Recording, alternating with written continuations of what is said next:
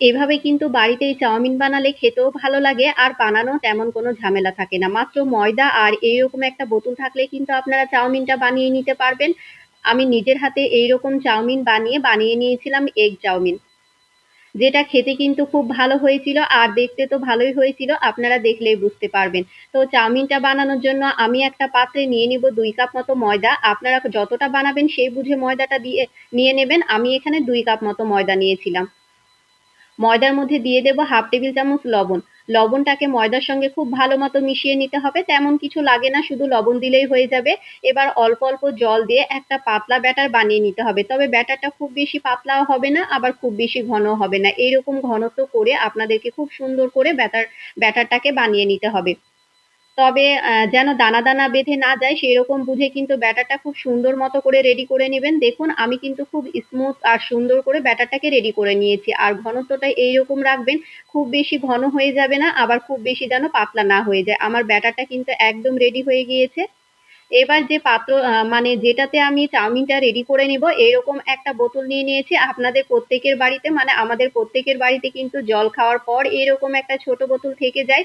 তো বোতলের কিছুই না, সিপিটা যেখানে থাকে সেটার আগাটাতে আমি অল্প একটু ছুরিকে তাপিয়ে এরকম একদম সরু করে ফুটোটা করে নিয়েছি। খুব বেশি মোটা ফুটো করবেন না, মোটা করলে কিন্তু চাউমিনটা অতটাও খেতে ভালো লাগবে না। আর মোটা মতো হবে চাউমিনটা, এরকম সরু থাকলে দেখতেও ভালো লাগবে আর খেতেও ভালো লাগবে। আমার ফুটো করে নেওয়া হয়ে গিয়েছে। এবার আমি বোতলের মধ্যে চাউমিনের মানে ময়দার ব্যাটারটা পুরোটাই পুরে দেব। আমার কিন্তু পুরোটাই হয়ে গিয়েছিল, আমি একসঙ্গে পুরোটাই এই তো পুরে নিয়েছি।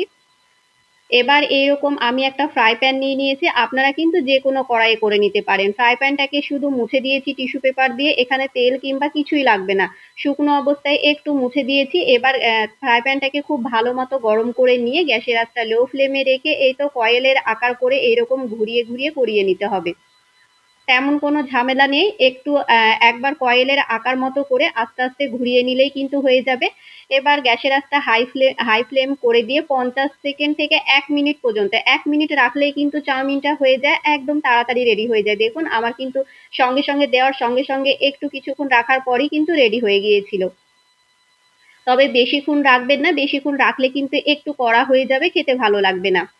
কয়েক সেকেন্ডের মধ্যেই আপনারা তুলে নিতে পারবেন গ্যাসের আঁচটা মিডিয়াম ফ্লেমে রেখে। আমি এক এক করে সমস্ত চাউমিনগুলো কিন্তু এভাবেই রেডি করে নিয়েছিলাম। এই তো সবগুলো চাউমিন কিন্তু আমার রেডি করে নেওয়া হয়ে গিয়েছে। যেহেতু আমি এগ চাউমিন বানাবো সেই কারণে এখানে কিছুটা ভেজিটেবল নিয়ে নিয়েছি, দুটো কাঁচা লঙ্কা, ক্যাপসিকাম, গাজর, পেঁয়াজ আর কয়েকটা রসুন কুচিয়ে নিয়েছিলাম। আর চাউমিনগুলো দেখুন খুব সুন্দর মতো করে কিন্তু ঝরঝরে হয়েছে আর দেখতেও ভালো লাগছিল। আর এটা কিন্তু এক্সট্রা করে সেদ্ধ করার কোনো প্রয়োজন নেই, যেহেতু এটা আমি এমনি তাপিয়ে নিয়েছি মানে ফ্রাই প্যানে করে নিয়েছি, সে কারণে এটা কিন্তু আর এক্সট্রা করে আপনাদেরকে সেদ্ধ করে নিতে হবে না। যেহেতু এগ চাউমিন বানাচ্ছি আপনারা চাইলে চিকেন চাউমিনও বানাতে পারেন। আমি ফ্রাই প্যানে দিয়ে দিয়েছি অল্প একটু তেল, তেলের মধ্যে দিয়ে দেবো দুটো ডিম। ডিমের মধ্যে একদম সামান্য পরিমাণে দিয়ে দিলাম লবণ আর অল্প পরিমাণে দিয়ে দেবো গোলমরিচ গুঁড়ো।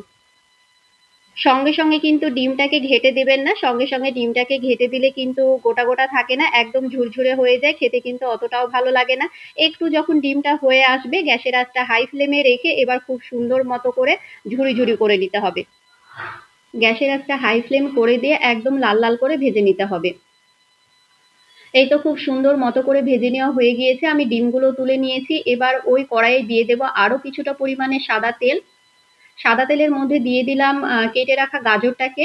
এখানে আমি দুটো গাজর মতো নিয়েছি আর গাজরটাকে লম্বা লম্বি করে কেটে নিয়েছি। এইরকম লম্বা লম্বি করে কেটে নিলেই কিন্তু দেখতে ভালো লাগে, সে কারণে লম্বা লম্বি করে কেটে নিয়েছি। তারপর দিয়ে দিলাম ক্যাপসিকাম আর কিছুটা পরিমাণে পেঁয়াজ আর দিয়েছিলাম কুচানো রসুন আর কাঁচা লঙ্কা। কাঁচা লঙ্কা দুটোকে কিন্তু আমি এমনি মাছ দিয়ে ভেঙে দিয়েছি, আপনারা চাইলে চিড়েও দিতে পারেন। এবার গ্যাসের আঁচটা হাই ফ্লেম করে দিয়ে 1 থেকে 2 মিনিট মানে 2 থেকে 3 মিনিট মতো আমি এমনি একটু খুব বেশি যে লাল লাল করে ভেজে নিতে হবে সেটা না, একটু কালারটা চেঞ্জ হয়ে আসা পর্যন্ত আমি ভেজে নিয়েছিলাম, মানে ওই 2 থেকে 3 মিনিট মতো ভেজে নিয়েছিলাম। 3 মিনিট ভাজার পর দিয়ে দিলাম টেস্ট অনুযায়ী লবণ। একদম লবণের পরিমাণটা অল্প রাখবেন, যেহেতু এখানে আমি 2 রকমের সস ব্যবহার করবো আর সসে কিন্তু লবণ দেওয়া থাকে।